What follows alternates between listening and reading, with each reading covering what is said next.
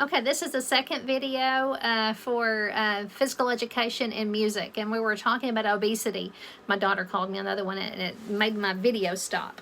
And so, one of the things it talks about in the book, it says that 19% of children in the United States, ages 6 to 11, are overweight or obese.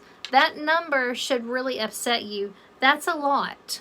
Okay, and those numbers are taken from 2008. So when you go to the obesity website for the CDC, see what the differences are between this information that's in our textbook from 2008 and what the current information is from 2018.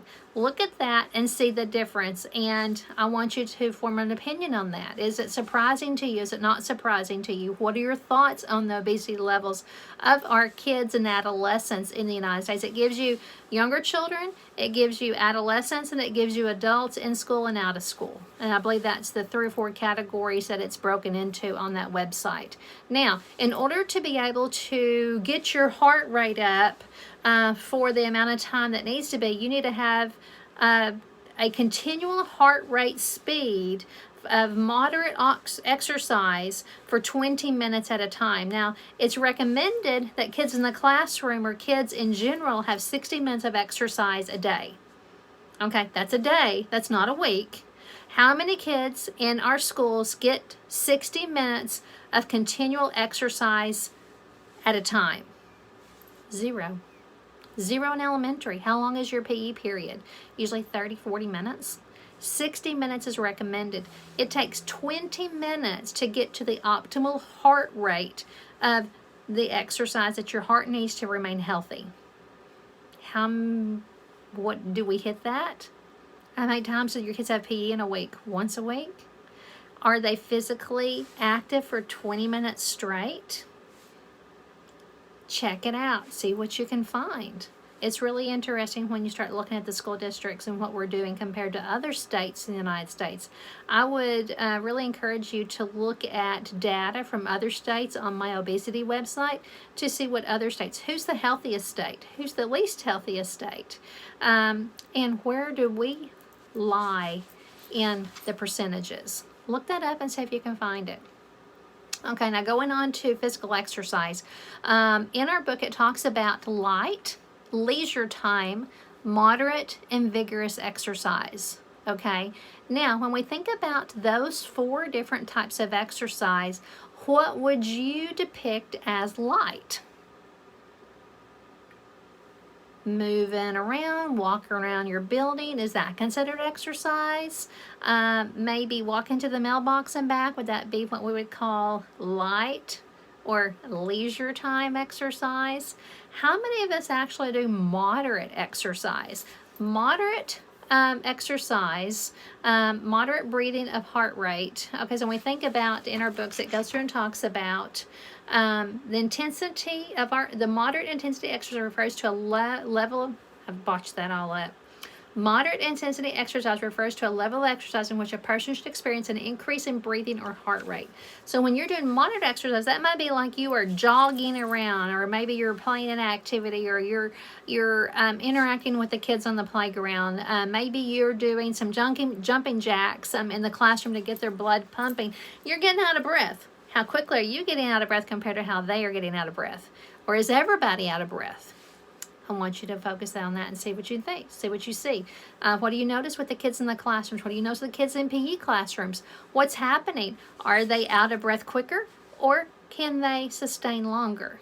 Okay, and then we think about vigorous intensity exercise is a level of exercise that represents a substantial challenge to you and refers to a level of effort in which a person should exercise in large increasing breathing and heart rate.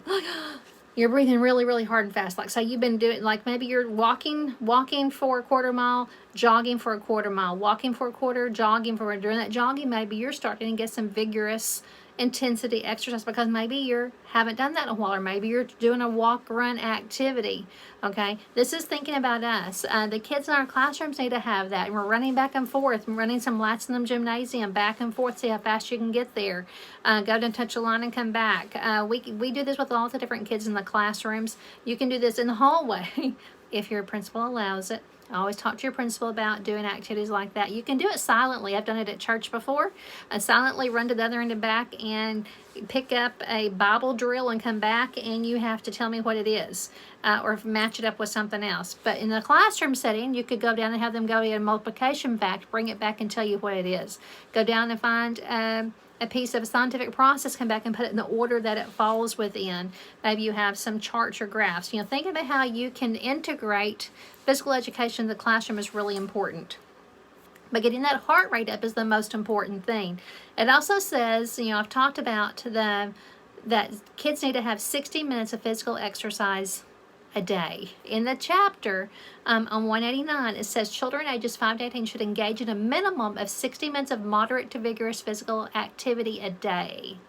Okay, it says the 60 minutes can be accumulated in 10-minute breaks throughout the day. So think about during the day doing different types of movement activities. I mean, we may not have time to give 10 minutes, and maybe we do 5 minutes or 10 minutes of, but it's not going to get our heart rate up at the where we need to be for a continual 20 minutes. So just take that into mind when you're thinking about increasing heart rate. Now, the rest of the chapter goes in and talks about teaching physical fitness in the classroom. And this is where I had a lot of activities planned for us to be able to do. I have 2 sets of physical fitness activities that are given to me by the Special Olympics organization here in the state of Arkansas.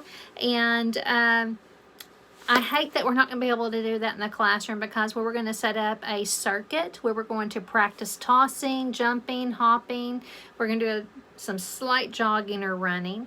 We're going to set some different things up and down the hallway, and we're going to manipulate those. And so maybe when we get back after spring break, if that's possible, if that happens, then I can bring some of these physical activities into the classroom then, and just have a quick little activity to showcase what it would have been that you can bring in your classroom on an everyday basis that you don't really think about as movement activities. But anytime you can help kids move in the classroom, it's going to cut down on your ADD, ADHD. It's going to cut down on children that are like spacing out in the environment.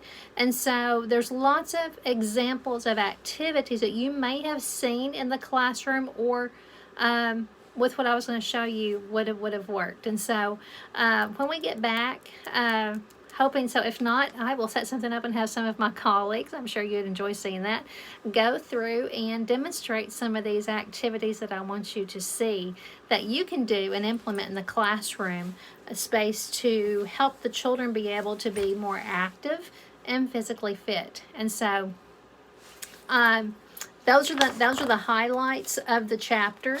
And if you have questions or anything, let me know. And I'll be here today, I'll be here tomorrow and Thursday, in and out the next 2 days. I will not be here on Friday. But if you need me, call. Thank you.